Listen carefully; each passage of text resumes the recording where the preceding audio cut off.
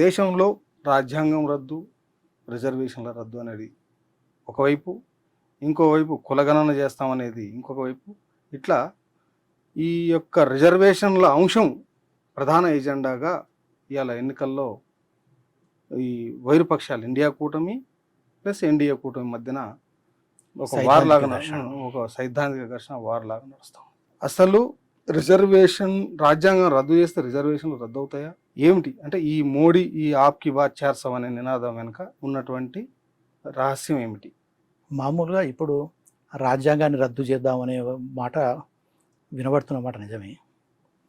అయితే రాజ్యాంగాన్ని మారుస్తామన్నా, రద్దు చేసి కొత్త రాజ్యాంగాన్ని తెస్తామన్నా కూడా దాని వెనుకున్న ఆలోచనలు ఏంటి, ఎందుకు అనేది ప్రధానమైన అంశం.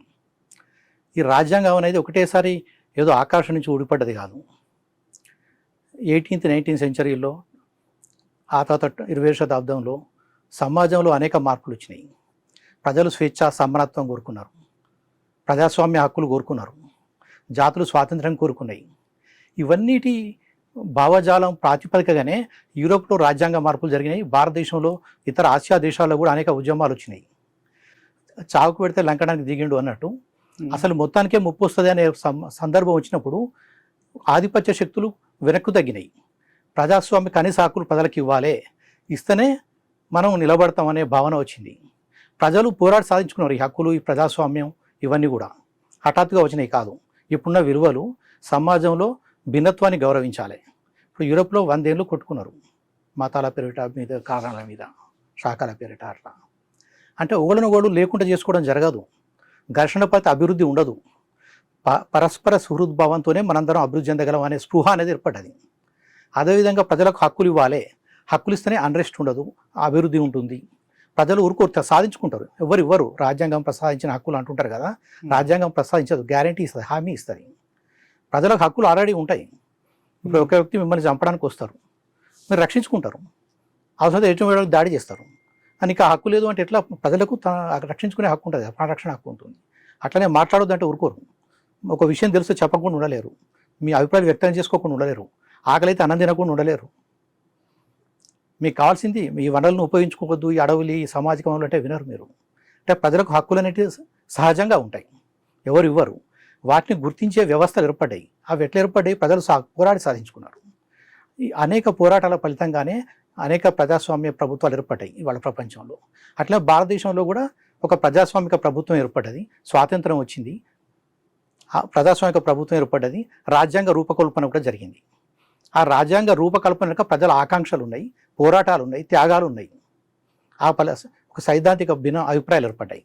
అంటే సామ్రాజ్యాంగ వ్యతిరేకత కావచ్చు, సామ్యవాదం కావచ్చు, ప్రజాస్వామ్యం, ఇవన్నీ అన్ని ప్రపంచంలో అన్ని దేశాల్లో మనం పోరాటాల ద్వారా ఒక రాజ్యాంగాన్ని ఏర్పాటు చేసుకున్నాం, స్వాతంత్రాన్ని సాధించుకున్నాం. స్వాతంత్రం వచ్చిన తర్వాత భారతదేశ ప్రజల కోసం, భారతదేశ అభివృద్ధి కోసం, భారతదేశంలో ఒక పరిపాలన విధానం కోసం ప్రజలకు ఇది ఉండాలి, ఇది ఉండొద్దు అనే పద్ధతిలో ఒక ఆర్టికల్ 1, 2, 3, 4 ఇట్లా ఒక రాజ్యాంగాన్ని ఏర్పాటు చేస్తాం. దీంట్లో మన మహానీయులు ఉన్నారు, మన అంబేద్కర్ గారే మనకు రాజ్యాంగ నిర్మాత, దాన్ని మొత్తం కూడా నెహ్రూ, అంబేద్కర్. అయితే 1950లో వచ్చినటువంటి రాజ్యాంగం మార్చుకుంటే ఏమైనా తప్ప, లేకపోతే రద్దు చేసుకుంటే ఏమైనా తప్ప అనేటువంటి ఒక చర్చ కూడా జరుగుతుంది.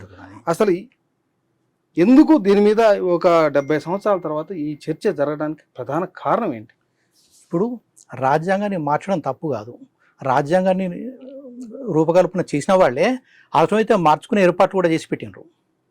అంటే కాలానుగుణంగా చిన్న మార్పు చేసుకోవచ్చు అనేది, అమెండ్మెంట్ చేసుకోవచ్చు అనేది, మొత్తం సమూలంగా తీసేయటం అవసరం ఎందుకు వస్తుంది? ఇప్పుడు సమూలంగా పెద్దలు చెప్పింది ఏంది? అవును, రాజ్యాంగాన్ని అవసరాలను బట్టి మార్చుకోండి అంటే అమెండ్మెంట్ చేసుకోండి. కాలానుగుణంగా అవసరాలు, ఇప్పుడు మనకు మన భారతదేశ స్వరూప స్వభావాలకు అనుగుణంగా మనం ఒక రాజ్యాంగాన్ని తయారు చేసుకున్నాం. అంటే ఆచరణలో కొన్ని చేంజెస్ అవసరమవుతాయి, వాటిని చేసుకోవచ్చు. మార్చం, మౌలిక స్వభావం అనేది మార్చడానికి వీల్లేదు. ఎందుకంటే ఈ ప్రజాస్వామ్యం, లౌకికవాదము, సామ్యవాద భావనలు, ప్రజా సంక్షేమం ఇవన్నీ కూడా ఆ రాజ్యాంగ స్వభావాన్ని చెప్తాయి. అయితే రాను మార్చుకోవచ్చు. ఇప్పుడు భారతదేశంలో అనేక రాష్ట్రాలు ఎట్లా ఏర్పడ్డాయి? ఫస్ట్ అది మద్రాసు, బాంబే ప్రావిన్సెస్ ఇట్లా ఉండేది. ఎక్కడికెక్కడ జాతులు, భాషా ప్రాతిపదికన, జాతి ప్రాతిపదికనగా ప్రజలు చైతన్యవంతమైన కొద్దీ, హక్కులు కోరే కొద్దీ క్రమక్రమంగా రాష్ట్రాలు ఏర్పడ్డాయి. అట్లా ఇంకా ఆ ప్రాసెస్ కొనసాగుతూనే ఉంటుంది. కొత్త రాష్ట్రాలు ఎప్పటితాయి? తెలంగాణ తెలంగాణ ఏర్పడ్డది. కూడా అట్నే కదా. తెలంగాణ ఏర్పడ్డది. అంటే ఇవన్నీ జరుగుతుంటాయి. అదేవిధంగా రాష్ట్రాలకు ఎక్కువ హక్కులు రావాల్సి ఉంటుంది. అంటే మన రాజ్యాంగంలో ఇప్పుడు ఏంటి, భిన్నత్వాన్ని గౌరవించుకోవాలి, పరస్పరం గౌరవించుకోవాలి. ఫెడరల్ సంస్కృతి రాజ్యాంగం ఇప్పుడు మనం ఫెడరల్ రాజ్యాంగం ప్రత్యేకించి రాసుకోకుండా కూడా ఒక రాజ్యాంగం అనేది సామాజిక వ్యవస్థకు ప్రతిబింబం. సమాజంలో ఫెడరల్ స్వరూపం ఉంటే, సమాజంలో అనేక జాతులు భాషలు ఉండి సమాఖ్య స్వభావం సమాజానికి ఉంటే రాజ్యాంగం దానికదే సమాఖ్య రాజ్యాంగంగా కూడా మారిపోతుంది.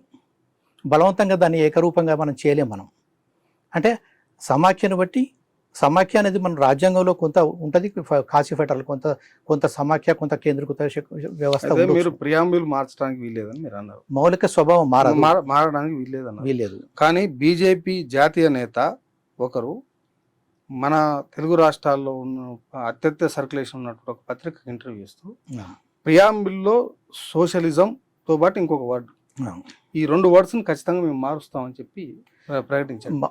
ఇప్పుడు రాజ్యాంగానికంటూ ఒక స్వభావం ఉన్నది.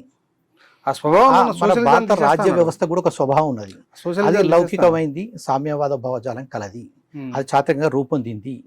కాబట్టి దాన్ని మార్చడం అనేది సాధ్యం కాదు.